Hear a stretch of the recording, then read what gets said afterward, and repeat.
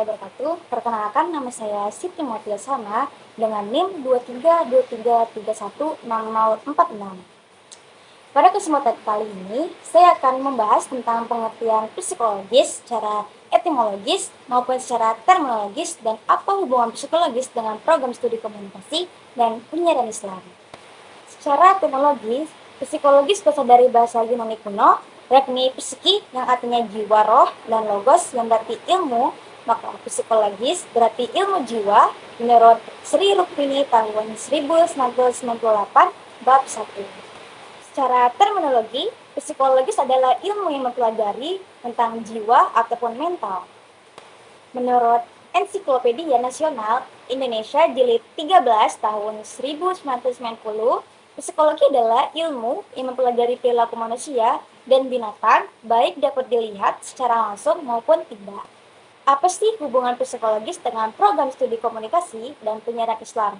Nah, ilmu komunikasi bersifat efektif dan artinya menggabung berbagai bidang ilmu komunikasi, melakukan perkawinan dengan ilmu-ilmu termasuk ilmu psikologi, hubungan antara ilmu psikologi dengan ilmu komunikasi, melahirkan psikologi komunikasi.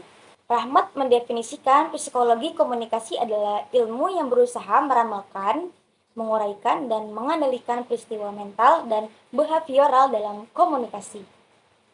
Jelaskan makalah apa yang paling kalian pahami, berikan contohnya dalam kegiatan sehari-hari.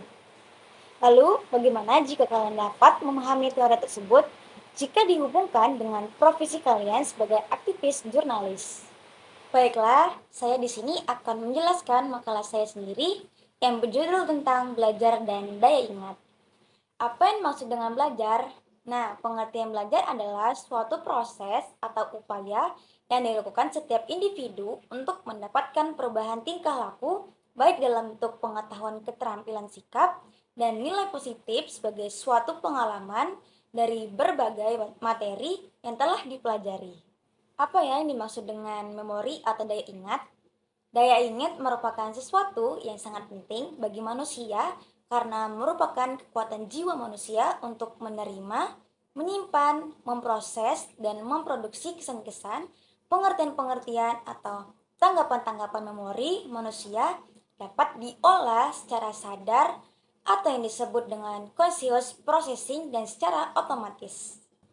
Salah satu contoh dalam kehidupan sehari-hari untuk daya ingat dan belajar adalah ketika seseorang belajar untuk mengingat nomor telepon baru teman mereka. Awalnya mereka mungkin perlu mengulangi nomor tersebut beberapa kali untuk mengingat, tetapi seiring waktu dan latihan yang konsisten, mereka akan dapat mengingat nomor tersebut dengan mudah tanpa perlu melihatnya lagi. Ini adalah contoh bagaimana latihan dan repetisi dapat meningkatkan daya ingat dan belajar.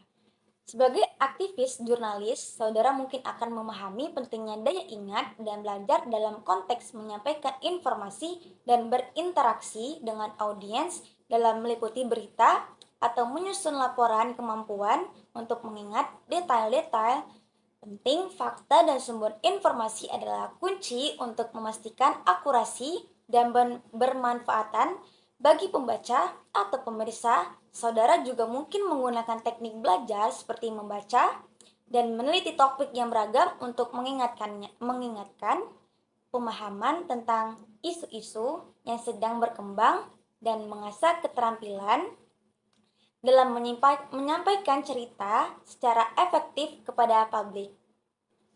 Mungkin itu saja yang saya jelaskan. Terima kasih. Mohon maaf jika ada kesalahan. Billahi taufik walhidayah. Wassalamualaikum warahmatullahi wabarakatuh.